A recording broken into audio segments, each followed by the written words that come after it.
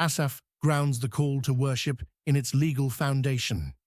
For this was a statute for Israel and a law of the God of Jacob. Psalm 81, verse 4.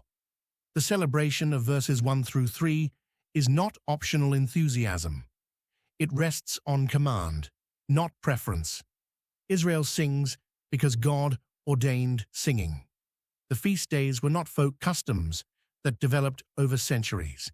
They came from God Himself, binding on His people in the same way any statute binds a nation. Christian worship, likewise, does not invent its practices from cultural trends. Scripture directs the Church's ordinances and its praise. Verse 5 moves backward into history. This He ordained in Joseph for a testimony when he went out through the land of Egypt, where I heard a language that I understood not. Psalm 81, verse 5. Asaph names Joseph, representing the 12 tribes who descended into Egypt and endured bondage there. The feast serves as testimony, a fixed marker pointing back to the Exodus so future generations would not lose the story. The final phrase shifts voice. Asaph now speaks as Israel itself, recalling the confusion of hearing Egyptian speech, foreign and threatening, during the years of slavery. Worship remembers not only deliverance, but the darkness interrupted. God speaks, beginning in verse 6. I removed his shoulder from the burden. His hands were delivered from the pots. Psalm 81, verse 6. The image is physical and specific. Israel's shoulders bent under Egyptian loads. Their hands worked with brick and clay. God recalls the manual weight of slavery, not abstract oppression. This detail matters. God's redemption touches actual bodies bent under burdens, not spiritual categories detached from suffering. Verse 7 continues God's testimony. Thou calledst in trouble, and I delivered thee. I answered thee in the secret place of thunder. I proved thee at the waters of Meribah. Selah. Psalm 81, verse 7. God recalls Israel's cry at the Red Sea and the answer given from Sinai's thunder, where his voice thundered from the mountain.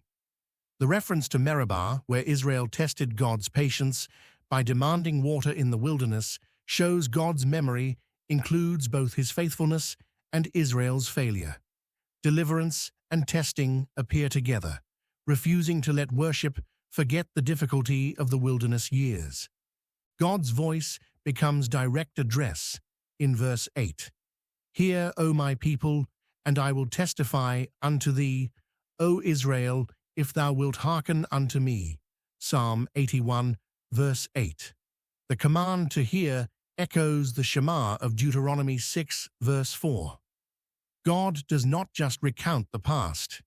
He speaks, urging attentive obedience in the present. The conditional clause carries weight. Blessing depends on a willing ear, not passive hearing. Verse 9 delivers the core command, drawn from the first commandment. There shall no strange god be in thee, neither shalt thou worship any strange god. Psalm 81, verse 9. Israel's history of Baal worship, described earlier in Psalms, makes this warning necessary rather than redundant. God demands exclusive devotion, refusing any rival place in Israel's worship or affection. Verse 10 closes the passage with self-identification and promise. I am the Lord thy God, which brought thee out of the land of Egypt. Open thy mouth wide, and I will fill it. Psalm 81, verse 10.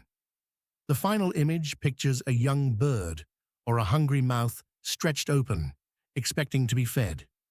God invites total dependence, promising abundant provision for those who look to him rather than to strange gods for satisfaction.